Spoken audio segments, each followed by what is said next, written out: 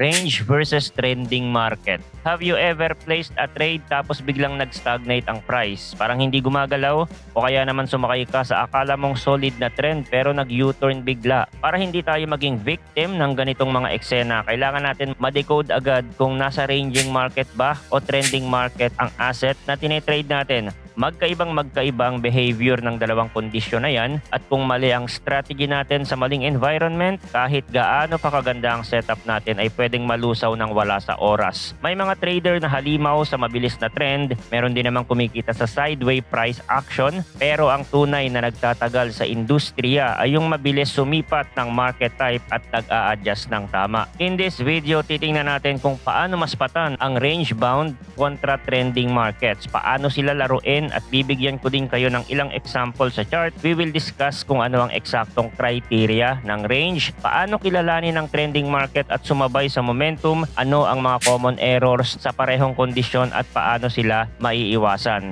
Yung mga indicators na ginagamit ng mga traders kaya nagiging mas confident sila, aalamin natin lahat yan. At kung interesado kayo sa ganitong mga content, token reviews, crypto news, anything related to crypto, make sure to subscribe and hit the notification bell. Una sa lahat, ano nga ba ang range bound market? Simple lang, ito yung stage na umiikot lang ang price sa loob ng horizontal box. May malinaw na high, may malinaw na low, pero walang direksyon pataas o pababa ng tuloy-tuloy. Sa madaling salita, sideway. Yung upper boundary ang tinatawag nating resistance, yung lower boundary naman ay support. Karakteristik niya, kapag nasa range, walang dominanting kampo, walang nakakalamang between buyers and sellers. Madalas, mababa ang volatility kumpara sa trending pace, kaya mas predictable ang swings habang nasa loob ng box. Kadalasan, indecision zone to ng market participant. Nag-aantayan sila ng bagong news, economic data, o kahit simpleng sentiment shift bago pumili ng direksyon. Nangyayari ito sa tatlong senaryo: pagkatapos ng uptrend, pagkatapos ng downtrend, o simpleng pit stop lang sa gitna ng kasalukuyang trend. Hindi rin pumipili ng time frame ang range. May hourly range, may daily, may weekly. Kapag huminto ang market ng ganito, ibig sabihin maraming traders ang nasa wait and see mode. Baka may inaabang ang earnings report, policy announcement, o geopolitical event. Ganyan talaga, tug of war ang bulls and bears. Tabla ang lakas, kaya paikot-ikot lang ang price. Isa sa mga common mistake ng mga traders sa pag-anticipate ng sideway movement ay yung range boundaries. After an uptrend or downtrend, kapag nagkaroon ng retracement, iniisip na agad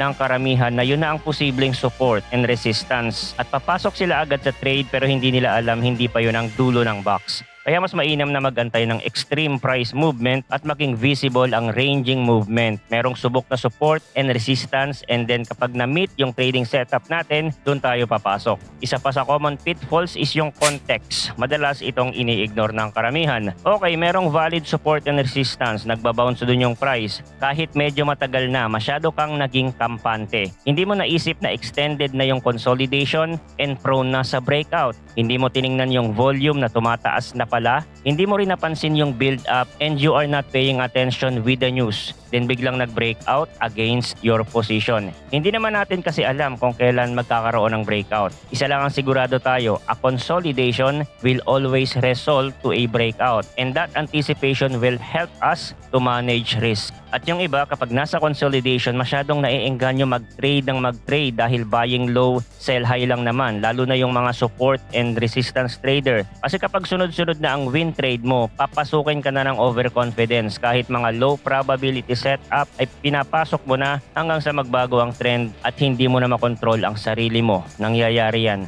Now, pag-usapan naman natin ang ilang indicator na makakatulong sa atin ma-identify ang range-bound market. Una dyan ay ang RSI. Good starting point ito para ma-identify ang horizontal support and resistance levels. Ang RSI kasi mas predictable ito sa ranging market. Ang default settings niya ay nasa 70 to 30 range, kaya normally hindi na natin ito binabago pa. Simple lang naman ito gamitin. Kapag lumagpas na ang RSI sa level na yan, nagbibigay ito ng signal of a possible reversal points which is aligned sa support and resistance horizontal level. Kapag nasa trending market kasi ang RSI, pwede siyang magstay ng extended period of time sa overbought and oversold region. Kaya sinasabi ng iba, hindi naman effective ang RSI. Well, hindi lang nila ito ginagamit in the right market environment. Isa pang indicator ay ang volume. Malaki din ang papel na ginagampanan nito. Kapag tumataas ang volume at medyo extended na ang ng price consolidation na pabalik-balik sa rectangular box, and meron na ring build-up na nabubuo sa may area ng support and resistance. Instead na mag-reverse yan, mas tumataas ang chance na magkaroon ng breakout. Another indicator is yung Bollinger Bands. Yung ibang mga traders, ito yung ginagamit kapag nasa sideway movements ang price kasi nagko-contract yung bands nito during low volatility phase na nagpapakita sa atin ng consolidation. At ang nangyayari, nagbabounce ang price between upper and lower bands, at yung iba ginagamit ito with a combination of RSI kasi wala namang single indicator ang magsasabi sa atin ng lahat. Combining indicator, magbibigay sa atin ito ng mas clearer picture kung ano ang nangyayari inside the range at makaiwas na rin sa mga common traps. Now, let's talk about trending market. Ito yung tawag kapag tuloy-tuloy ang bias, pataas uptrend o pababa downtrend. Sa uptrend, kita natin ang series of higher high and higher low. Sa downtrend, lower high and lower low. Kung wala tayong nakikitang ganito, then ibig sabihin wala pang trend. Ito yung karakteristik ng isang uptrend market, may impulsive bullish candle tapos maikli lang na pullback. Sa downtrend, kabaliktaran lang. Umaabot ng days hanggang months ang ganong pattern, depende sa time frame. At bakit naman nagkaka-trend? Nagkakaroon ng imbalance between supply and demand. Sa bullish case, mas maraming gustong bumili kaya umaakyat ang price. Sa bearish naman, pailalim ang pagbagsak dahil mas maraming nagbebenta. Mahalaga rin ang psychology pag na-identify natin ang market ay nagte-trending, sumasakay ang karamihan, lalong tumitindi ang momentum. Ito naman yung mga common mistakes sa trend trading. Una, chasing price FOMO. Nakita natin na pumalo ang price, hinabol agad natin ito tapos sakto doon nag-pullback. Kaya ang isa sa skill na kailangan natin ma-develop dito ay patience. Hintayin nating mag-retrace sa structure, moving average o FVG, kung ano man ang trading setup natin bago pumasok. Another issue is yung short-term noise. Minsan inaakala natin na trending tapos one day spike lang pala. Kaya importante talaga na tinitingnan din natin ang higher time frame at i-factor ang news. Another common mistake is early profit taking. Natatakot mawalan ng unrealized gains kaya nag-exit agad tayo kahit buhay pa ang trend. Ang diskarte dito ay makapag-setup ng trailing stop o gumamit ng structure break para hayaan tumakbo ang winners. Anong mga indicators naman ang magandang gamitin sa trending market? Dahil ang karakteristik ng trending market ay consist ng higher high and higher low, kaya mas applicable gamitin dito ang pinakapopular na indicator, ang moving average. Ang pinaka-common at subok na setup sa moving average ay ang combination ng 50 and 200 moving average sa daily time frame. Kapag pataas ang 50-day o 200-day at yung price nasa ibabaw nito, bullish bias. Crossover tulad ng Golden Cross, helpful din. Isunod natin ang ADX or Average Direction Index. Hindi lang ito masyadong popular pero malaking tulong din. ADX, hindi nito sinasabi kung bullish o bearish pero sinusukat nito ang lakas ng trend. Kapag pataas ang ADX, rising above 20 or 25, kino-confirm nito ang momentum ng trend kahit bullish pa yan o bearish. Isa pang pinaka-common na ginagamit ng mga traders to identify a trend ay ang trend line. Kung ayaw natin ng moving average, ito yung dinodrawing natin across the swing lows in an uptrend market, swing high in a downtrend. Ang mga lines na yan ay nagsisilbi din na dynamic support and resistance. Hanggang ang mga lines na ito ay nirerespeto ng price na sinusuportahan ng volume, then masasabi natin na ang trend ay healthy pa. Sa trend trading, para maging successful tayo dito, hindi lang basta aasa tayo sa indicator.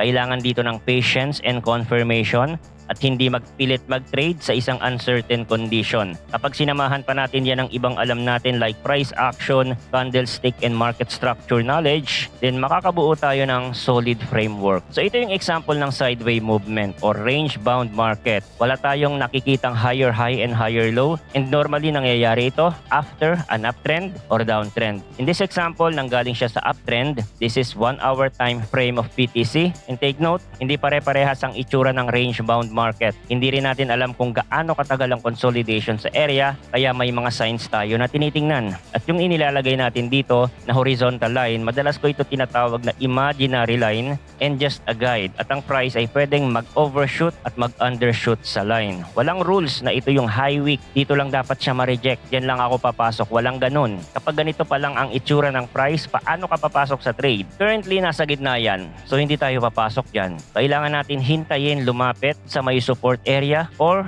umangat sa may horizontal line sa taas. Dito meron tayong order block. We can use that trade setup and exit sa swing high, or we can use Bollinger Band. Sa price action na ito ay medyo tight. Hindi porke nasa upper band yung price ay papasok na tayo. We need to consider na the area of resistance ay malayo pa. Tingnan naman natin yung RSI. Nasa 70 ba or nasa 30? Wala. Nasa gitna. Tingnan din natin yung volume. Ganon din. Flat. So walang trade opportunity. Now bumagsak yung price. Meron na bang trade opportunity? Nasa support area na. Pero tingnan natin yung ibang indicator. Overextended na sa lower band. Good. RSI oversold. Nasa 30 na yan. Yung volume pataas. Tumataas yung volume activity. So it's a good sign for a buy setup. Pero saan ang stop loss natin kung sakaling mali tayo? Well, depende ito sa risk management nyo. Walang mas tama or mali. Pwede dito below the swing low, or kung medyo mas conservative tayo dito sa previous swing low. Then ang take profit natin ay syempre yung malapit sa resistance area. And this example, it's a win trade. Malapit na sa resistance area. RSI nasa oversold na with a rising volume. Time to take profit. Hindi na natin kailangan hintayin pa lumagpas yun. Kung meron ng mga signs sa indicator of possible reversal. Sa trending market, ang palatandaan ay itong higher high and higher low. We can use moving average. Dahil ito ay uptrend, ang price ay nasa ibabaw ng moving average. Ang idea, hihintayin natin yan bumalik sa moving average or near the trend line before we enter a trade. Yung iba na mga counter trade trader, nagsushort sila sa higher high then e-exit sa pullback. At dito bumagsak yung price, dumikit sa 50-day moving average. This is Bitcoin pa din pero 4-hour time frame. It's a sign na pwede nang pumasok. Pero para mas makumpirma, ADX nasa 35 na, it's a good sign. Pwede na tayong pumasok dyan at stop loss below swing low. Pero sa example natin na ito, bumagsak pa siya below trend line pero hindi naman umabot sa stop loss natin. Kung pumasok tayo dito sa may moving average, then it's still a good trade. Now, kung gusto natin mag-ride with the trend, i-adjust lang natin ang stop loss dito sa next low. Umangat pa siya ulit. Remember, sa trending market, ang kailangan mas pagtuunan ng pansin ay patience. Makakapag-adjust ulit tayo ng stop loss dito at gagawin natin yun hanggang sa tingin natin na okay na. Depende kasi sa nakalatag na plano. Binibigyan ko lang naman kayo ng example kung paano yung approach nyo dito. Okay? So I hope may natutunan na naman kayong bago dito kung paano mag-trade sa range-bound market at trending market. Thanks for watching again. Good luck and see you on the next video.